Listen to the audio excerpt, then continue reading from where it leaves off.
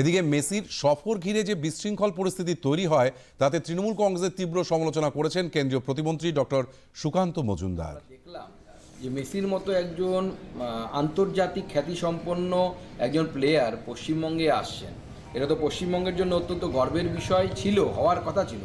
কিন্তু যবে থেকে এই প্রোগ্রামটা তৃণমূল কংগ্রেসের তরফ থেকে হাইজ্যাক করা হয়েছে, স্বরূপ বিশ্বাস হাইজ্যাক করেছে, অরূপ বিশ্বাস হাইজ্যাক করেছে, এদিকে এখানকার বিধায়ক তিনি হাইজ্যাক করেছেন, তো পুরো প্রোগ্রামটা এবং যারা ঢিল ছুঁড়েছে তারাও, বোতল ছুঁড়েছে তারাও তৃণমূল, সব অরূপ বিশ্বাসের লোক, আমার কাছে যা খবর আছে। এবং শুধু তাই নয়, টিকিট বিক্রি হয়েছে 5,000 8,000 টাকা করে, এবং সেই টিকিটের কালোবাজারি হয়েছে। পুরোটাই একটা মেস, মানে মেসি অন মেস সেটাই হয়ে গেল। এবং সেটা করলেন হচ্ছে তৃণমূল কংগ্রেসের অসভ্য, অভদ্র, বর্বর যারা নেতানেত্রী এবং তার সাথে যারা আছে তারা। এবং প্রমাণ হলো যে পশ্চিমবঙ্গের পুলিশ এইটুকু প্রফেশনালিজম নেই যে এত ভিড় কিভাবে কন্ট্রোল করতে হয় সেটা পর্যন্ত জানে না।